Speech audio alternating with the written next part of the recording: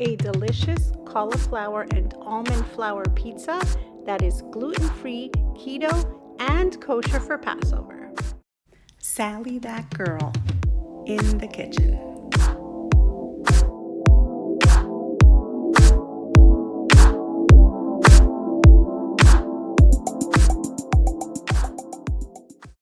Hi everyone, and welcome to another episode of Sally That Girl in the Kitchen. In today's episode, I'm going to teach you how to make a cauliflower and almond flour pizza, which is gluten-free, keto, and kosher for Passover to boot. So you can make this all year round when you're trying to watch your carbs and you want to eat healthier, and you can make this for Passover. When you're making it on Passover, of course, make sure you buy an almond flour that is certified kosher for Passover.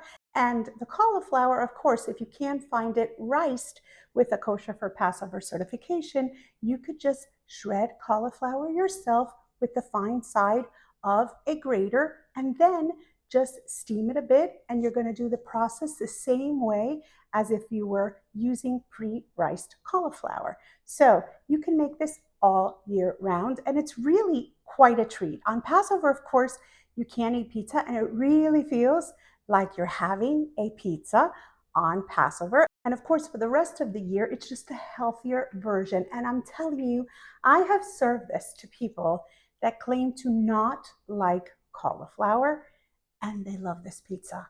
It's absolutely perfect. It's got the perfect combination between the cauliflower and the almond flour to make a crust that holds up, that you can put sauce and cheese and toppings on, and it is just absolutely delicious. So I am super excited to teach you how to make it. So let's not wait another second and let's get started. For today's recipe, you will need 12 ounces of riced cauliflower, which you can purchase either pre-riced or you can grate from a head of cauliflower. 1 teaspoon of onion powder, a half a teaspoon of garlic powder, plus some more for sprinkling, a half a teaspoon of pink Himalayan salt or your preferred salt, a half a cup of grated Parmesan cheese, plus some more for sprinkling, 1 cup of superfine almond flour, half a teaspoon of baking powder. I'm using kosher for Passover baking powder, 1 large egg, a half a cup of your favorite pizza sauce, 1 cup of shredded mozzarella cheese, which is about 4 ounces if you're buying it pre-shredded, a couple of drizzles of extra virgin olive oil, and some fresh basil leaves to taste. You will also need some measuring spoons, some dry measuring cups, a wet measuring cup, a bowl and a fork, some parchment paper, a medium-sized bowl and a spoon, a ladle, and I am using a nut milk bag, which is made out of cotton. It's a cloth bag to squeeze the liquid out from your cauliflower, but you could use cheesecloth instead. I just really love these bags because they're thicker and they can really withstand the strong wringing. Plus, you wash them and you can continue to reuse them. They're really great.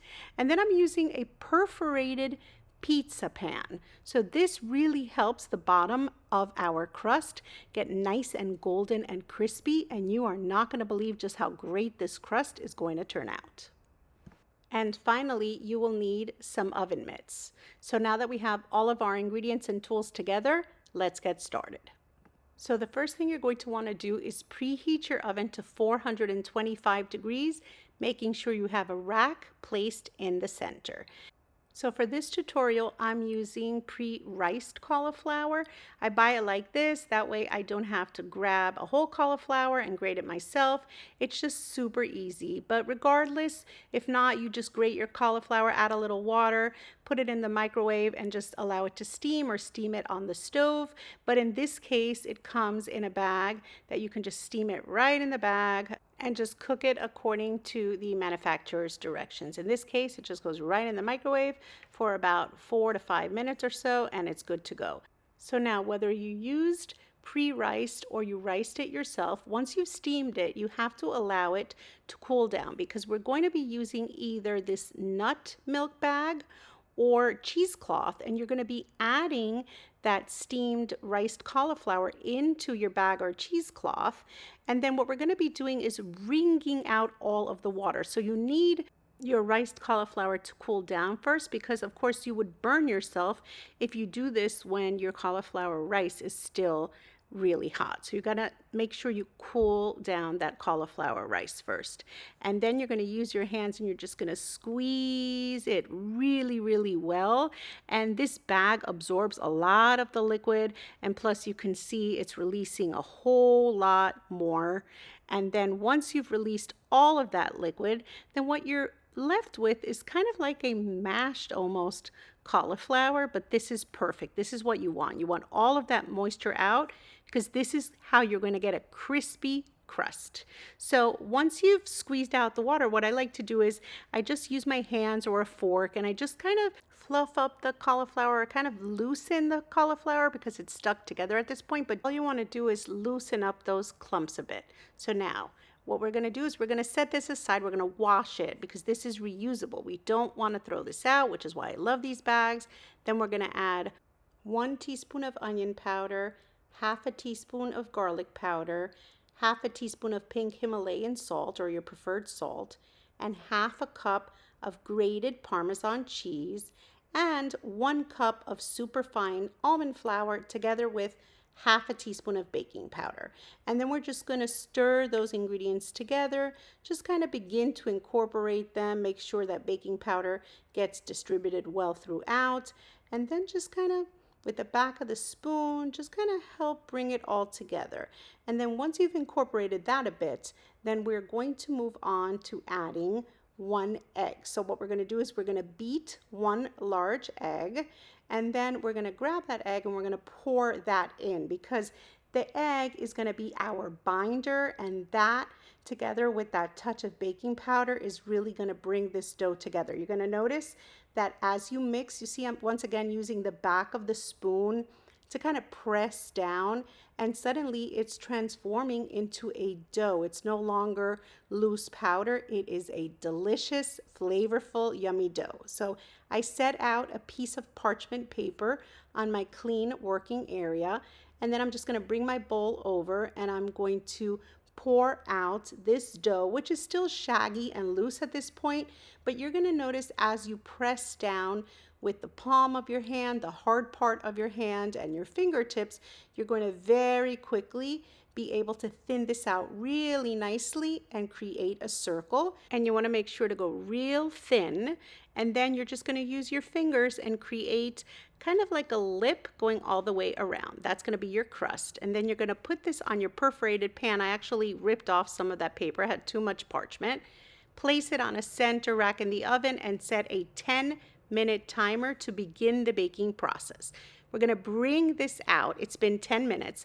And now I'm going to carefully remove the parchment and allow it to bake directly on the perforated pan, because I want that bottom of the crust to get crispy. And I'm going to set this one more time for 8 minutes this time. And then it's going to get golden and gorgeous on the top and the bottom. It's already crispy. So here's the key. Now is when you're going to add the sauce. We're only going to put this in the oven a few more minutes. We're going to add the sauce, about a half a cup, sprinkle on some garlic powder, sprinkle on a little of that grated Parmesan cheese, and then we're going to give this a drizzle of extra virgin olive oil. And then we're going to add our shredded mozzarella. So I'm using pre-shredded. So the bag has 8 ounces. I'm using about half the bag, which is about 4 ounces. Then I'm going to pop this back into the oven and let it cook for 3 more minutes to melt those cheeses. And then we're going to bring it out, and it is smelling incredible. It smells like a pizzeria in here. It's so, so good. And then I just like to top mine with a little fresh basil. I like to give it another little drizzle of extra virgin olive oil, and it is perfect. It is beautiful. It's got a crispy crust, a crispy bottom. You are not going to believe how delicious this is, and it is cauliflower and almond flour. Don't tell the kids. They're going to try it, and they're going to love it, and they don't know that they're eating their vegetables in the process. It's a healthier version of pizza that you can make all year round, and no one is going to miss the flour. It is so, so crispy and delicious. So I'm going to go ahead and cut this into 6 slices because this is a small pizza after all. It's not huge. So you can make this recipe, maybe a recipe and a half, to make it a little bit bigger, or double up the recipe if you want to make it quite large, or then you can make a couple instead because it's not huge, but it makes 6 nice slices of pizza. And I'm going in for one right now because look at how beautiful this looks. By baking that crust first, it holds up so well. I'm going to try to show you the bottom. Let me hold my basil so it doesn't fall off. Look how gorgeous the bottom of this crust is. It's perfect. You can add whatever toppings you want. And you see our sauce and cheese did not make our cauliflower pizza get mushy because the addition of almond flour makes for a yummy, perfectly delicious, crispy, thin pizza that does not feel like a pizza you should be eating on Passover, but you could totally eat it. It feels like you're eating a pizza made of regular flour. So tasty. The Parmesan cheese, notice I went for the back this time because the Parmesan cheese in the crust is so delicious. It makes it super savory, and of course we seasoned it. It's really good.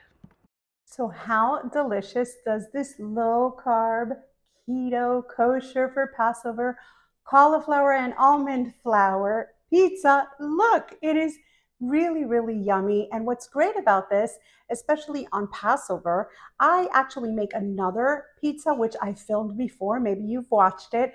And that pizza crust is made with matzah meal, and it has, I always describe it as a cross between a pizza and a matzo ball. It's got definitely that like kosher for Passover kind of flavor.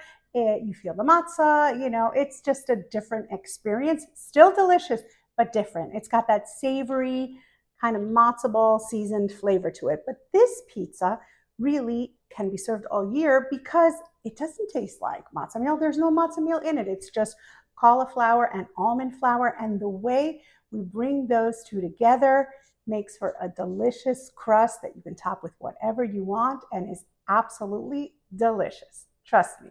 Nah, better yet, don't trust me. You're going to have to try this recipe yourself. And of course, if you've enjoyed today's recipe, don't forget to give it a like, to share it with your friends, write a sweet comment. Thank you so much when you do that. It really helps my channel grow. So thank you, especially for sharing my channel with your friends. I really appreciate when you do that. Just posting about my channel or a link to a recipe or the link to the channel on your own Facebook wall or sending it through WhatsApp to your friends really just exposes me to new people. So I love when you do that. So thank you so much for doing that. And of course, if you're not subscribed here on YouTube to Sally That Girl in the Kitchen, please be sure to go over, subscribe, and hit the notification bell so that you don't miss out on so many recipes that I already have up on my channel and that I'm putting out all of the time. And of course, if you're not following me on social media, please follow me as Sally That Girl in the Kitchen on Facebook, Instagram, and on Pinterest. And you can find me as Sally That Girl FL on Twitter, not Twitter, X, Snapchat, and on TikTok. Old habits. Anyway, you can find me there as Sally That Girl FL. And of course, don't forget my Amazon shop where you can find a lot of the tools I use in my videos. That's amazon.com/shop/Sally That Girl in the Kitchen. And of course, I have that pinned everywhere. So whatever social media page you go to, you're going to find a link to take you there. And you can always message me. Of course, you can reach me through my Facebook and my Instagram Messenger. And I try to be really responsive. I believe that I get back to absolutely everyone. So if you reach out, you have a question, or you just want to share what you cooked, and send me a picture of one of my recipes that you've made. I love when you do that, so please do. And once again, I just want to thank you so much for being here. Thank you so much for being part of my Sally That Girl in the Kitchen journey. And I'll see you next time. Sally That Girl in the Kitchen.